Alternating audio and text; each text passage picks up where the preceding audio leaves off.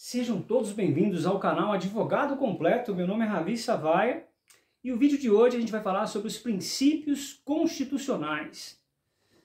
Quero mandar um abraço a todos os amigos astros Caloi Cross, que são pilotos da década de 80, campeões, que eu tenho o maior orgulho de fazer parte dessa família aí, dentro do Astros Caloi Cross. Muito obrigado aí por prestigiar o canal Advogado Completo. Bom, pessoal, o tema de hoje é princípios constitucionais. A gente tem lá os princípios penais, que eu já fiz um vídeo sobre isso, né? Princípio da lesividade, princípio da proporcionalidade. São vários os princípios do direito penal, princípio da individualização da pena.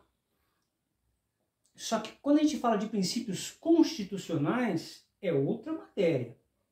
Não dá para confundir, tá, pessoal?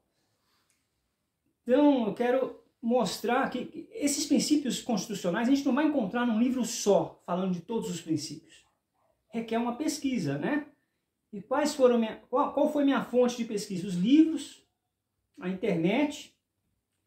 Mas eu vou mostrar os livros que me ajudaram bastante. Um dos livros melhores, assim, que eu gostei muito, foi esse aqui do Gilmar Ferreira Mendes, que é o ministro, né, do STF, e Paulo Gustavo Bonet Branco. Esse livro aqui que eu recomendo a todos comprarem, tá? Não sei que preço que é, mas é um puta livro. Esse livro aqui do Flávio Martins, Curso de Direito Constitucional. Esse é bacana porque ele faz uma espécie de um esquema para você entender o direito constitucional, fazendo resumos, é bem legal. Esse aqui, do professor José Fábio Rodrigues Maciel, Direito Constitucional, um livro fininho, mas bem objetivo, muito utilizado nos concursos da OAB. E o curso de Direito Constitucional do professor doutor Manuel Gonçalves Ferreira Filho, esse aqui. Esse eu gostei muito porque ele usa uma dialética bem simples de entender, não precisa estar com um dicionário na mão, né, toda hora.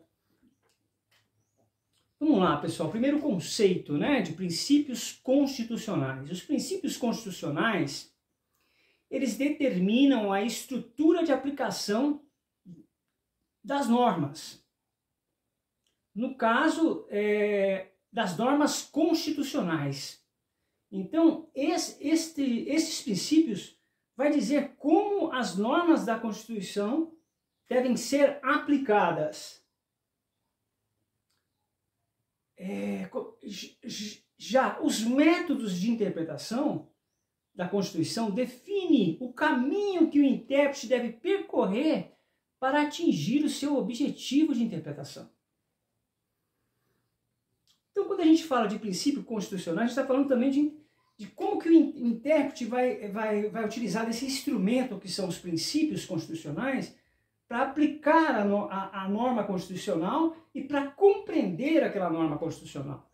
Isso é o conceito de princípios constitucionais, tá, pessoal? É um conceito ainda raso, porque a gente vai aprofundar um pouco mais, tá?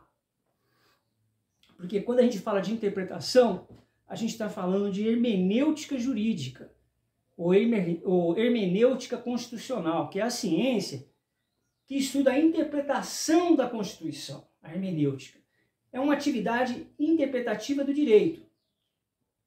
Então é dentro dessa interpretação jurídica e nessa interpretação constitucional que existem certas peculiaridades que decorrem das próprias normas constitucionais, que são seu objeto de estudo. Portanto, por conta dessas peculiaridades, a hermenêutica dispõe de alguns instrumentos para atingir seus objetivos. Esses instrumentos são os princípios de interpretação da Constituição. E o método de interpretação, que se trata de coisas distintas. Existem os princípios de interpretação e o método de interpretação. São coisas distintas. O primeiro, os princípios, é para facilitar a compreensão da interpretação da norma. O segundo é para que não haja dúvida com relação à interpretação. Então a gente tem o princípio de compreensão daquela norma constitucional e tem o método como você vai aplicar ou interpretar aquela norma. Então é isso, pessoal. O primeiro princípio que eu vou falar é o princípio da supremacia da Constituição. Bom, pessoal, o princípio da supremacia da Constituição significa que a Constituição ocupa a posição mais elevada do ordenamento jurídico. Ela ocupa o ápice da pirâmide, se vocês lembrarem, da pirâmide de Kelsen, né? Hans Kelsen. Então, deriva daí esse princípio, né? Se vocês lembrarem a pirâmide de Kelsen, a Constituição é o topo, é lá em cima, né? Então, disso serve como fundamento, a Constituição serve como fundamento de validação de todas as demais normas. Todas as demais normas que integram o nosso ordenamento jurídico. Então, o intérprete, na interpretação constitucional, deve levar em conta essa posição de supremacia da Constituição. Esse princípio garante que a Constituição seja a pedra angular do seu sistema legal e político. Essa garantia é muito importante porque isso impede que aconteça de alguém fazer uma lei inconstitucional. Ela vai ser vetada na hora, porque vai contra a Constituição. Porque a Constituição é um valor máximo dessa sociedade. É importante colocar que dentro desse princípio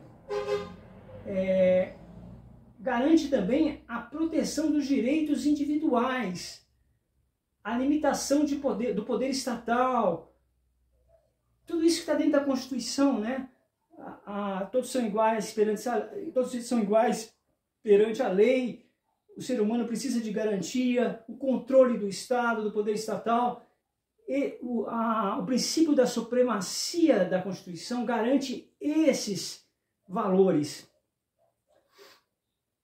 Então é isso, pessoal. Lembrando que se uma lei for inconstitucional, ela pode ser anulada justamente por causa desse princípio, que vai contra a Constituição. Então a Constituição está lá no topo. É a nossa Carta Magna. Não pode haver, no Brasil, por exemplo, uma lei inconstitucional. Esse é o princípio da supremacia da Constituição. Da Constituição, não fala Constituição Federal, né? É o princípio da supremacia da Constituição.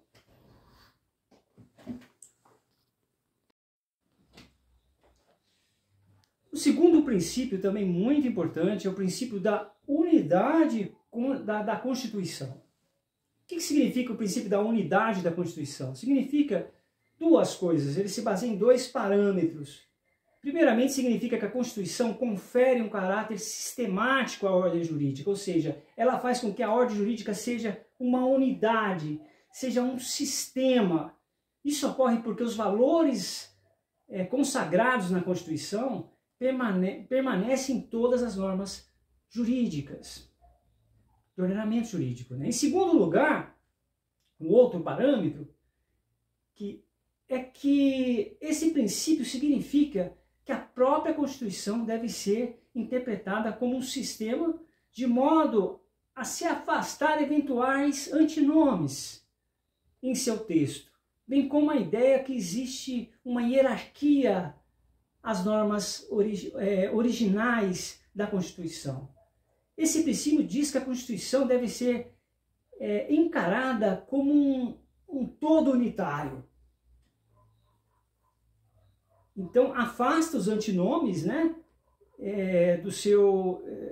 da sua interpretação das normas e entende a Constituição como um sistema totalitário, um sistema que não existe uma hierarquia de essa norma é mais importante que aquela, ou essa norma é mais importante que essa. Não, todas fazem parte de um sistema unitário que que vem da Constituição, né? Que tem esse respaldo constitucional, porque não existe norma inconstitucional aprovada, né? Então esse sistema faz que evite, que afaste antinomes, as anticonstitucionalidades e as hierarquias, né? Onde fale que uma norma é mais importante que a outra. Não, não. Esse sistema do princípio da unidade da Constituição explica que não existe uma norma mais importante que a outra. Todas fazem parte de um todo sistêmico. Esse é o princípio da unidade da Constituição. Então, pessoal, complementando, né, o princípio da unidade constitucional, como eu falei que é um todo, é um sistema, né? O princípio da unidade nada mais é que uma especificação da interpretação sistêmica trazida para o campo da interpretação constitucional. Interpretação sistêmica trazida para o campo da interpretação constitucional. Porque quando a gente está falando de princípio, a gente está falando de interpretação, da hermenêutica jurídica de interpretação. E foi com base nesse princípio que o STF rejeitou a tese de inconstitucionalidade de normas originadas da nossa Constituição. Tipo, quando eu estava ali fazendo, né? Por não haver hierarquia entre elas, é justamente por não haver essa hierarquia que as normas da Constituição não existe essa hierarquia, né? Ele pontua bastante isso. Por isso, se aplicou nesse princípio, o STF concluiu que a impossibilidade jurídica do pedido e assim numa decisão indeferiu a petição inicial de uma ação direta. Ele cita um exemplo aqui nesse livro do Gilmar Mendes que houve uma proposta para o Supremo Tribunal Federal analisar, mas no pedido eles perceberam que tinha uma inconstitucionalidade que ia contra esse todo sistêmico. Então já foi vetado, né? Eles nem chegaram a analisar, já vetaram na hora, porque ia contra a Constituição. Você vê que o princípio da unidade ele tem uma correlação com o princípio da supremacia da Constituição, né? A diferença é que o princípio da unidade explica que não há hierarquia, todas as normas são importantes. Ele explica também, é importante entender a norma constitucional como um todo inseparável, né? E que ele traz uma sistemática de interpretação para as normas constitucionais. Esse é o princípio da unidade. Agora a gente vai para o terceiro princípio. O terceiro princípio, pessoal, é o princípio da concordância prática, também chamado de princípio da harmonização. É o terceiro princípio constitucional aqui nesse vídeo, né? O que é esse princípio da harmonização, da concordância prática? Esse princípio diz que o intérprete, diante de uma situação no qual existe um conflito de normas, um conflito entre bens jurídicos, para ser mais exatos, o intérprete deve coordenar e combinar esses bens jurídicos em conflito, realizando uma redução proporcional do âmbito de aplicação de cada um deles. Se há dois princípios, pessoal, dois princípios válidos, que num caso concreto colidem entre si, dois princípios válidos que num caso concreto eles colidem entre si, o intérprete não se deve sacrificar um princípio integralmente para realizar a aplicação do outro princípio. Não. Na verdade, ele deve reduzir-se proporcionalmente o âmbito de aplicação de cada um deles para que ambos sejam aplicados proporcionalmente. Olha só que interessante, né? Ele reduz a aplicabilidade de um princípio proporcionalmente, como se fosse aquela balancinha, né? Um equilíbrio para o princípio que mais cabe naquele caso ele utilizar. Mas ele não descarta o outro princípio totalmente. não se aplicará apenas um ou apenas outro, mas sim os dois proporcionalmente. Veja que a redução proporcional do âmbito de aplicação dos dois bens jurídicos em conflitos é a solução preferencial. Mas a verdade é que nem sempre será possível realizar esta relação proporcional num caso concreto. Não é sempre que vai ser possível realizar isso, né? Num caso concreto. Não havendo uma solução, terá que haver um sacrifício integral de um dos bens jurídicos em conflito. Você deve ter notado que o princípio da concordância prática muito se assemelha ao princípio da unidade, pois ambos têm a intenção de afastar antinomias, os antinomes, né, antinomias, e afastar conflito entre bens jurídicos, tutelados pelo ordenamento.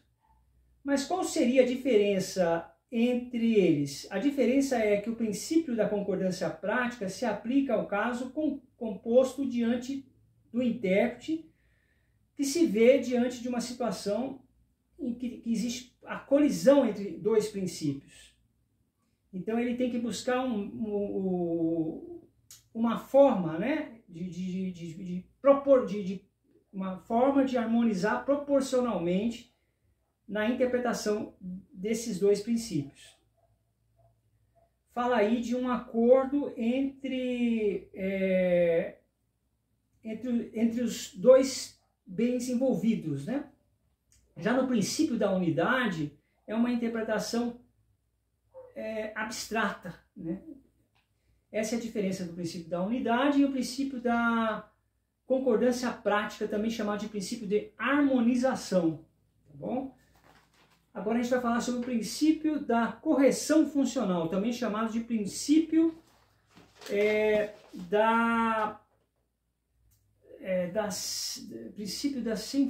da conformidade funcional ou princípio da justeza. É que eles têm vários sinônimos, tá, pessoal? O princípio da correção funcional pode ser chamado princípio da justeza também.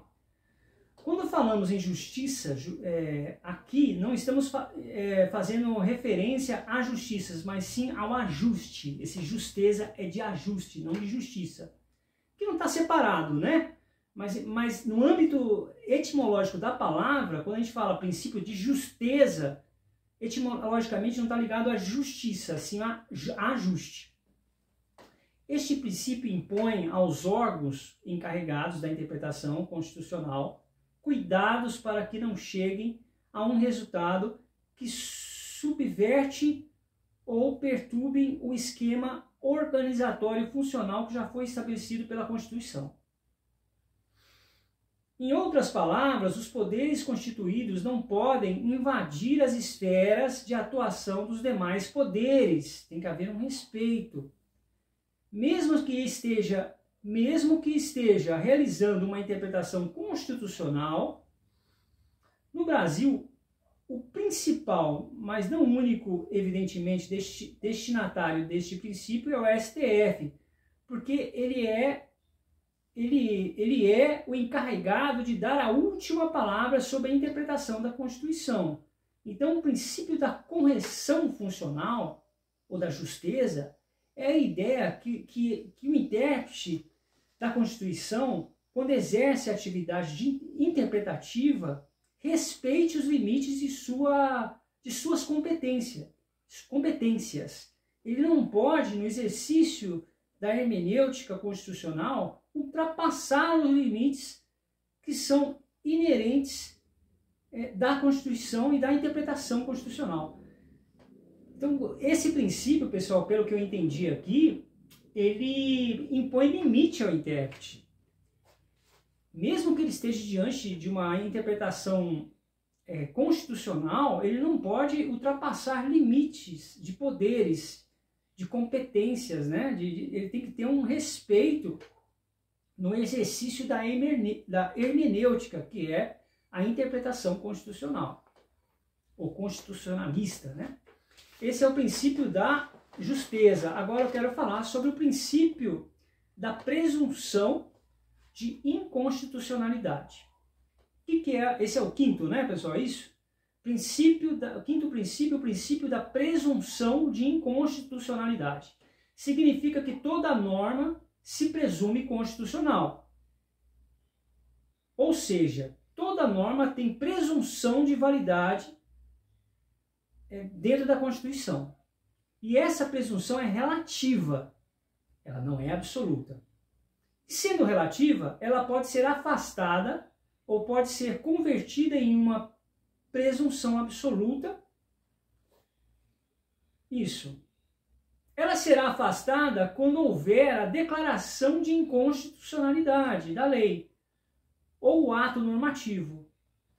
Será convertida em absoluta quando a lei ou o ato normativo for declarado constitucional. Será afastada quando se mostrar inconstitucional. E será considerado um ato normativo quando convertido em absoluta e declarada constitucional. É isso. Esse princípio é um conceito fundamental em sistemas jurídicos que adotam o controle de constitucionalidade das leis. Esse princípio estabelece que todas as leis e atos normativos são presumidos como constitucionalmente válidos, até que se prove o contrário. Isso parece até aquela máxima, né? Todo mundo é inocente até que se prove o contrário, todo mundo tem o direito ao contraditório, né? Mesmo caso é para as leis. Esse princípio parte da presunção que todas as normas são constitucionais, até que se prove o contrário, né? Esse princípio neste princípio são desconsiderado o papel do poder legislativo na elaboração das leis.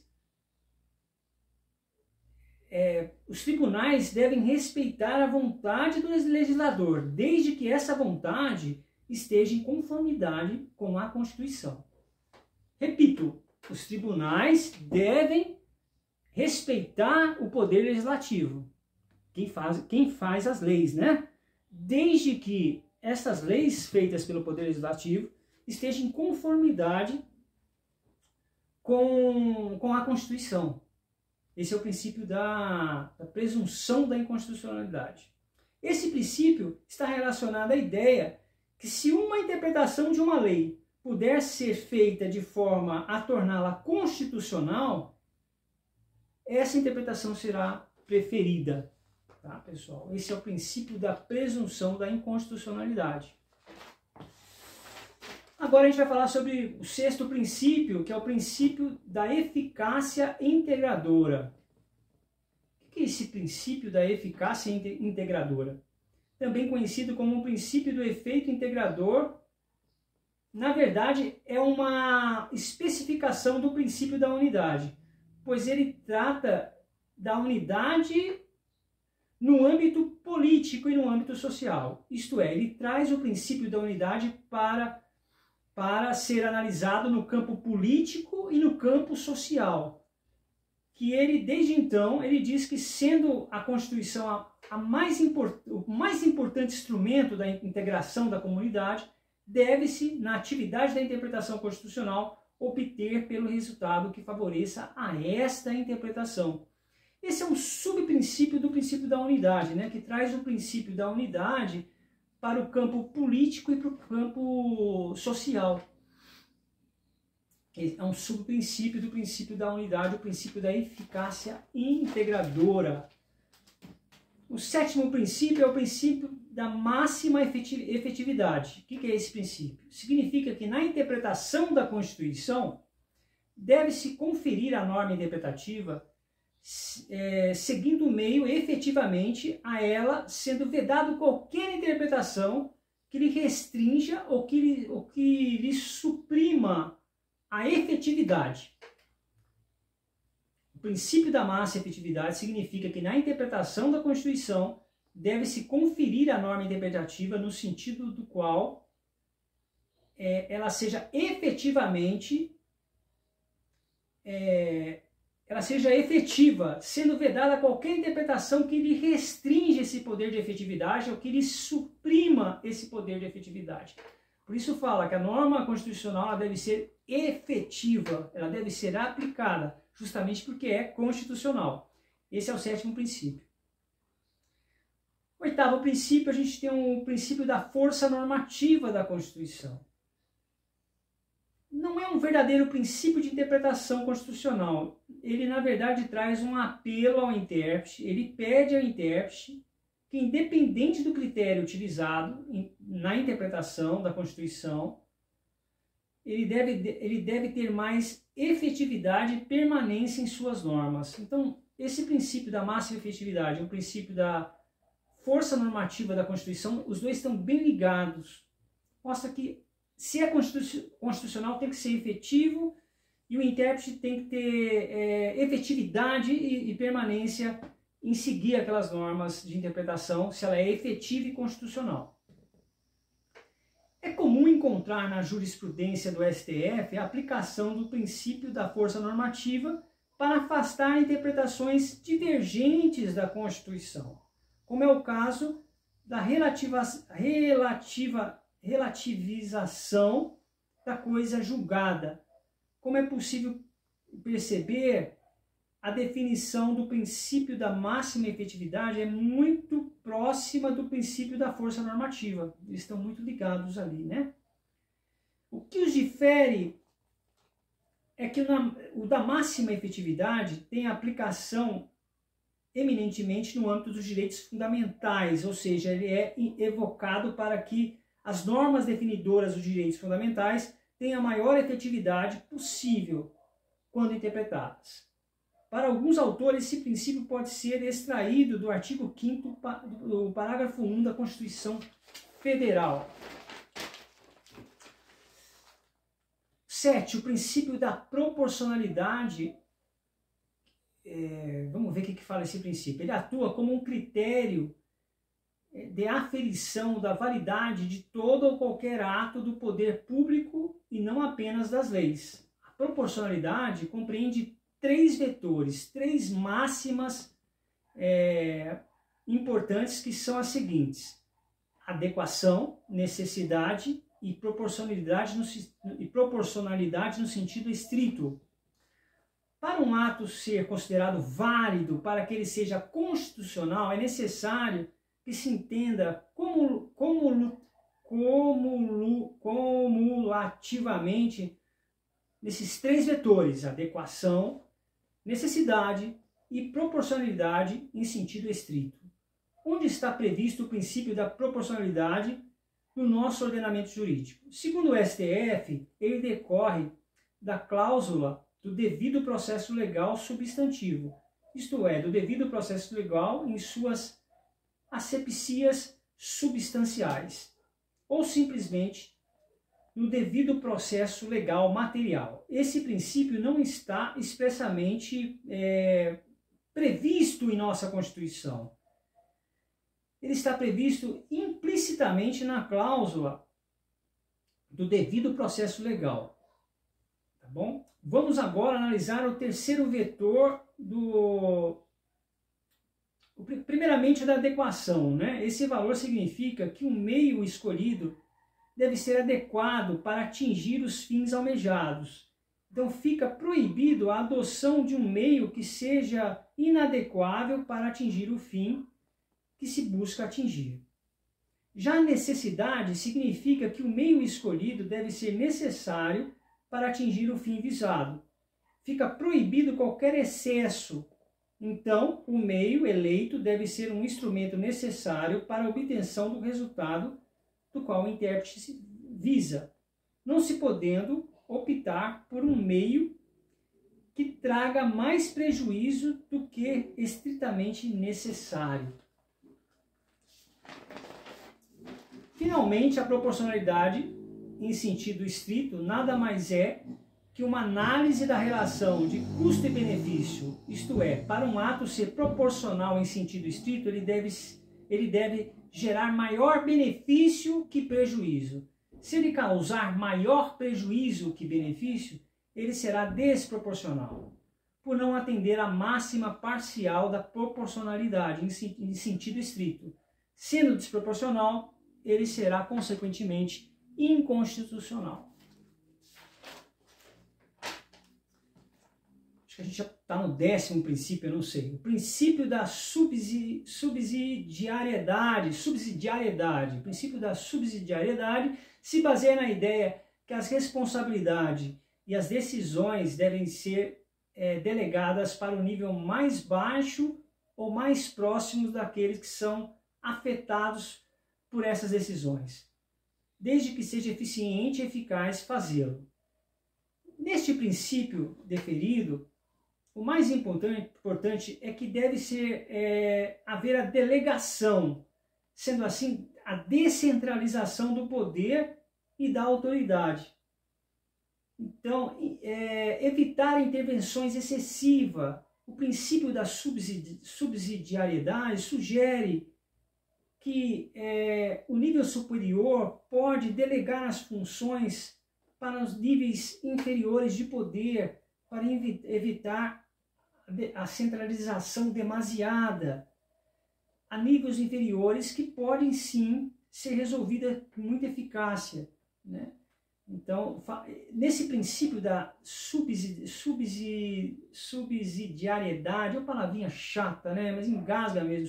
Subsidiariedade significa que o poder deve delegar suas funções para os órgãos que estão abaixo,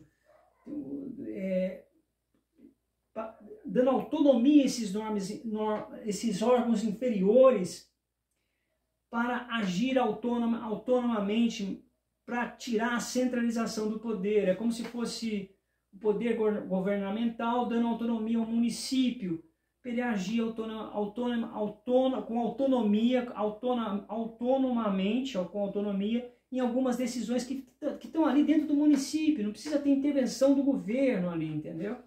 Esse é o princípio da subsidiariedade. O princípio da ordem internacional se refere às normas, princípios e instituições com o objetivo de regular as relações internacionais entre os estudos soberanos e em níveis globais, promovendo a estabilidade, a paz, a cooperação, o respeito mútuo entre os países, entre os estados soberanos. Primeiro pilar desse princípio é soberania estatal. O princípio reconhece a soberania de cada estado. Isso significa que o estado tem direitos de governar sem interferência externa. O segundo é da igualdade soberana. Todos os estados, independente do seu tamanho, poder ou recursos, são considerados iguais perante o direito internacional. Na prática não é bem isso, né, pessoal? Mas existem tratados que regulam isso, existem convenções que regulam isso, né? E regras de direitos internacionais, como a gente estudou lá no artigo 7º da extraterritorialidade.